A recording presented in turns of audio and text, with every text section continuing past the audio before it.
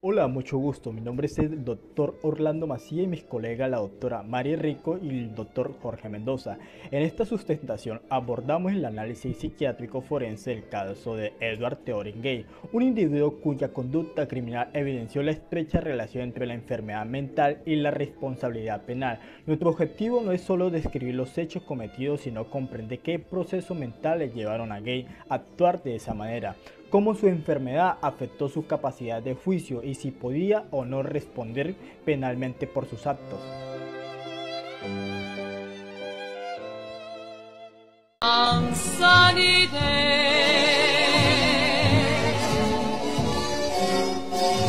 we'll meet again. Don't know where, don't know when, but I know we'll meet again some sunny day.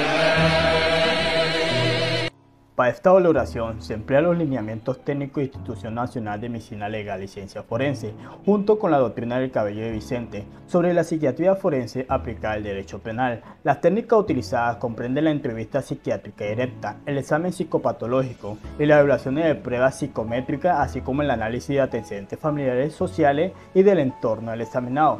Estas herramientas permiten establecer el diagnóstico, determinar el grado de la perturbación mental y evaluar las capacidades de comprender y controlar los actos cometidos, aspectos esenciales en toda pericia penal.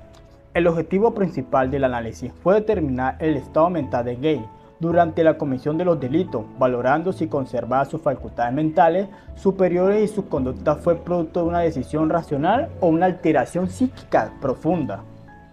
Al revisar los antecedentes clínicos y testimoniales, se descarta enfermedades orgánicas cerebrales y cualquier tipo de retraso mental severo.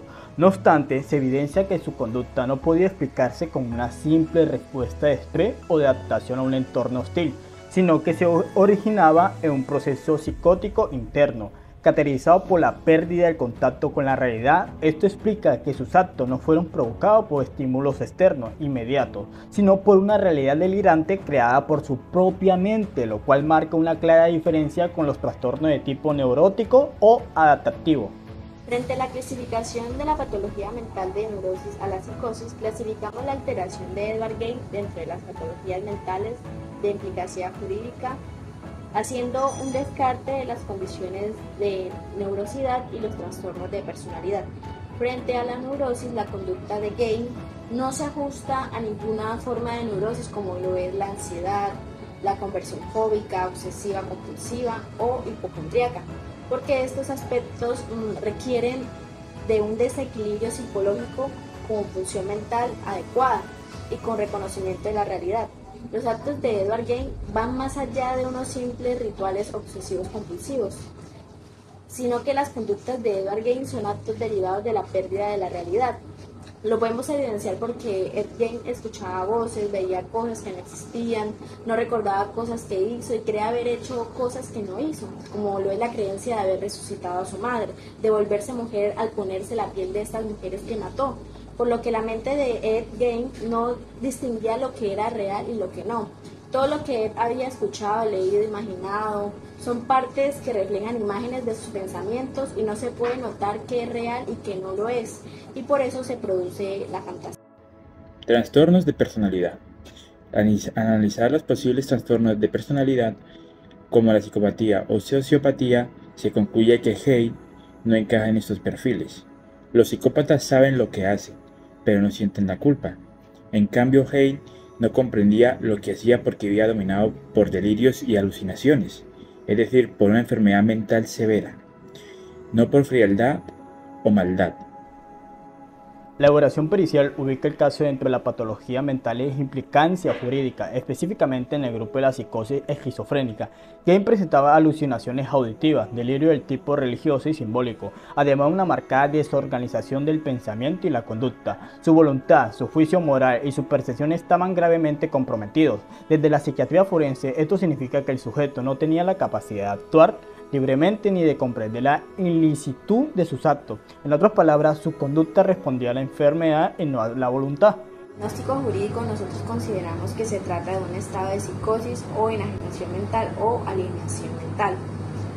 Creemos que en el caso de Ed existe una separación de realidad debido a las manifestaciones psicopatológicas que afectaron su percepción, pensamiento y voluntad, tratándose así de un cuadro de psicosis esquizofrénica, donde Ed ha perdido la libertad actual conforme a la coherencia del cerebro, ya que en su cerebro no se compartían ideas como las de una persona normal, dado que no sabía distinguir qué era real y qué no. Además tenía alucinaciones producto de unas fotografías y revistas donde se observaban atrocidades que realizaban los nazis y experimentaba una fascinación mórbida por los crímenes al punto de que él mató e implementó estas prácticas en varias mujeres. Por eso establecemos que esta psicosis fue un factor etiológico principal en su conducta criminal.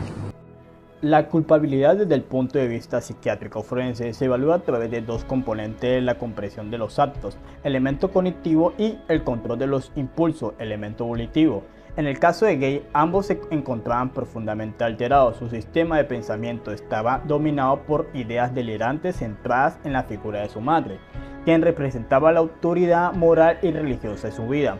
Después de su muerte, Edward Gay experimentó un colapso psicológico, perdiendo la noción de la realidad y actuando bajo alucinaciones auditivas que le indicaban lo que debía hacer. Por lo tanto, no podía comprender plenamente el carácter ilícito de sus acciones, ni entender los impulsos que surgían de su enfermedad. Durante la comisión de sus delitos, Gay actuaba bajo ideas delirantes de tipo simbólico materno. En su mente, profanar cuerpos o fabricar objetos con piel humana no era un acto de crueldad, sino una forma de mantener viva la presencia de su madre o de purificar lo que consideraba impuro, de acuerdo con las creencias inculcadas por ella. Esta confusión muestra una distorsión total del juicio moral, ya que el sujeto no podía diferenciar entre el bien y el mal en términos sociales o legales, actuando dentro de una lógica psicótica completamente ajena a la realidad. Gay presentaba lo que clínicamente se conoce como mecanismo hiperbólico e impulsividad mórbida. Esto significa que su capacidad de autocontrol estaba anulada y que cualquier estímulo emocional, una imagen, una idea o un recuerdo ligado a su madre podía detonar un comportamiento automático, irracional y fuera de su control. En este tipo de cuadros, la voluntad consciente se desconecta del acto y el sujeto reacciona de manera refleja, sin deliberación ni intención criminal. Por eso, los homicidios cometidos por Gay no pueden entenderse como actos planificados, sino como respuesta impulsiva producida por una mente gravemente perturbada. También se puede evidenciar la acción en cortocircuito. Estas son reacciones que se transforman en actos sin necesidad de involucrar la personalidad total del individuo. Esto es, sin que intervengan operaciones psíquicas primarias como lo es reflexionar o deliberar al momento de tomar una decisión. Podemos observar cómo después de la muerte de su madre, Gay empieza a experimentar sentimientos como la nostalgia. Entonces, movido por el impulso de traer su madre de vuelta al mundo, él desentierra un cadáver, lo viste con prendas de su madre y con esto él empieza a escuchar de forma más recurrente las voces y a tener alucinaciones con su madre, donde ella le sugiere hacer otra serie de atrocidades y pues esto le genera en él una satisfacción al sentir la tranquilidad de que su madre aún permanece con él. El cadáver lo que hace es servirle de puente para representación de un objeto materno, que lo que busca es, frente a la ausencia de su madre, es convertirlo en ese objeto que le permite lidiar la ausencia, la pérdida de su madre y también la presencia de vuelta, así evitando pasar por la separación psíquica. Trastorno mental transitorio. Aunque su enfermedad era crónica, durante los crímenes presentó episodios breves de trastornos mental transitorios en lo que perdía completamente el control. En esos momentos su mente entraba en un cortocircuito psicológico y cualquier estímulo podía generar una reacción violenta e inconscientemente. En el estudio de su conducta también se observan manifestaciones parafílicas vinculadas a su cuadro psicótico. Los episodios en los que se vestía con piel humana o ropa femenina e incluso practicaba la asfixia autoerótica reflejan una confusión profunda de identidad y una sexualidad distorsionada por la psicosis. Desde el punto de vista clínico, esto puede interpretarse como una parafilia asfixiofílica, combinada con rasgo de travestismo fetichista, donde la excitación y la culpa se mezclan en un intento simbólico de fusionarse con la figura materna. Esta conducta no representa placer consciente, sino una expresión disociativa del duelo, la culpa y el deseo reprimido hacia su madre. También podemos observar parafilia de tipo necrofílico con fusión simbólico delirante. ¿Pero qué es esto de la necrofilia? Bueno, la necrofilia es una perversión sexual donde la persona trata de buscar el placer erótico teniendo relaciones sexuales con cadáveres.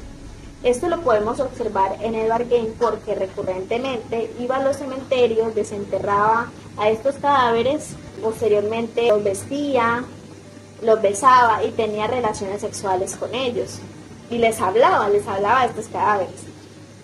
Entonces, podemos observar cómo esto le producía o generaba una satisfacción sexual y placer erótico en él.